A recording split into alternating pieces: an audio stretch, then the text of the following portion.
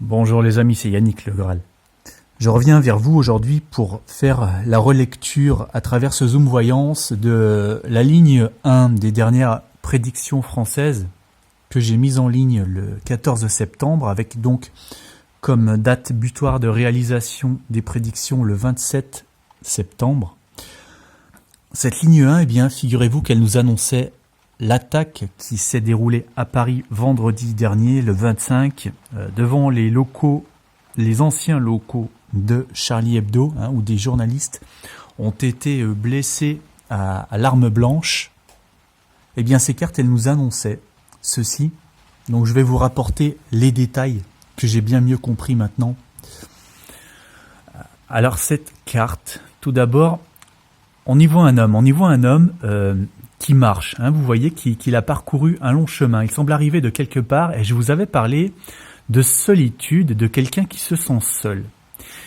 Eh bien, l'attaquant, qui est un Pakistanais, donc qui arrive d'un pays montagneux, d'un pays sec qu'on voit au fond, il est arrivé en tant que mineur isolé. Donc, il était tout seul. Il a été pris en charge d'ailleurs par l'État. Voilà la manière dont il a remercié notre pays. Donc enfin voilà, c'est quelqu'un qui est arrivé en tant qu'isolé, tout seul. Donc là vous voyez que c'est quelqu'un qui fait jeune aussi, qui fait à la fois jeune et moins jeune, un petit peu comme l'ambiguïté par rapport à son âge, on pourrait dire, comme détail. Alors ce qu'on voit, c'est que au niveau de son bras, il est en métal, c'est un bras en métal armé, et l'attaque c'était une attaque à l'arme blanche. On a d'abord parlé de couteau, de machette, et puis finalement ça s'est révélé être un hachoir. Donc voilà, on est dans quelque chose de métallique en tant que prolongement du bras qui a été utilisé pour faire couler le sang. Et alors ce que j'ai appris aujourd'hui, c'est que cette caméra, elle est là parce que cet homme a prémédité son acte. D'ailleurs, on voit, il est allé faire des repérages la veille devant les locaux. Et là, on voit qu'il regarde du coin de l'œil, un petit peu discrètement, où il se balade, et il a filmé, donc il a revendiqué son attaque, d'où l'enregistrement sur caméra qu'on voit derrière. Et bien sûr, c'est une motivation religieuse, au nom d'Allah. Et là, cet œil dans le ciel, c'est bien sûr le symbole de Dieu. Donc voilà, c'est un acte qu'il revendique faire au nom de la religion, au nom de son Dieu.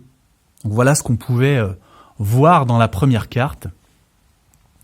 Dans la deuxième, là, je vous avais parlé d'art et de sang. C'est ce que j'avais mis sur l'image. Eh bien, l'art, c'est bien sûr parce que cette histoire tourne autour des caricatures, des dessins. On voit que cet homme, il est en train de peindre, de dessiner. Et tout est parti donc de la republication des caricatures. Et le sang, eh bien, c'est bien sûr le sang qui a déjà coulé à cause de ces caricatures qui sont du coup peintes en sang, on peut voir, en couleur rouge. Donc l'art et le sang sont effectivement intimement liés dans cette histoire. Et autre détail très significatif, vous voyez qu'on a une ligne, on a même deux lignes en rouge, et les personnes qui ont été blessées gravement, ce sont deux journalistes du journal Première Ligne, au pluriel. Donc voilà pourquoi on a des lignes de sang, et d'autant plus que le logo de Première Ligne, eh bien, il est couleur rouge vif, comme ici. Donc c'est tous ces détails qui étaient contenus dans cette carte, à l'apparence apparemment très simple. Dans la troisième carte. Alors celle-là, je vous avais parlé de quelqu'un qui faisait un sacrifice pour sa vie, qui sacrifiait sa vie quelque part, pour une cause. Alors là, il y a encore pas mal de détails. Le premier qu'on peut remarquer, c'est d'abord les couleurs de la tenue de cette personne, qui sont le noir et le rouge. Et le signalement du suspect, quand la police le recherchait au tout début, ça a été des vêtements noirs et des baskets rouges. Et on a vu sur les photos ensuite qu'il portait en dessous un sweat jaune fluo, comme on voit ici aussi. Donc il y a les couleurs qui coïncident déjà parfaitement. Ensuite, on a l'origine nationale du criminel, puisque vous voyez qu'on a très clairement une forme de lune. Cette tête, elle est vraiment très étrange avec cette forme ici de corne qui forme donc une lune renversée. Et là, en dessous, on a les étoiles. Et le drapeau du Pakistan, c'est justement une lune et une étoile qui y figurent.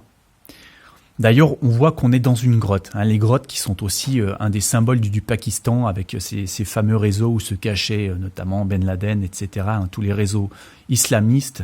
Donc voilà, la nationalité pakistanaise, hein, avec le drapeau.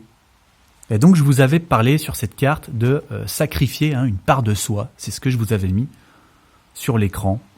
Donc ce sacrifice, c'est bien sûr le sacrifice qu'a fait le suspect, le criminel pour sa cause, hein, puisqu'il savait très bien qu'il allait être pris et arrêté. Donc c'est vouloir mourir en martyr, hein, un petit peu, qu'on voit là. C'est sacrifier sa propre vie pour une cause. Hein, on voit que cette personne, elle le fait quand même avec une certaine gravité, une certaine tristesse. Et dans la vidéo qu'il a publiée, apparemment, il était très ému, il avait des sanglots dans la voix. D'ailleurs, on voit ici aussi des gouttes, hein, comme des larmes qui couleraient. Donc il l'a vraiment fait en sacrifiant sa vie.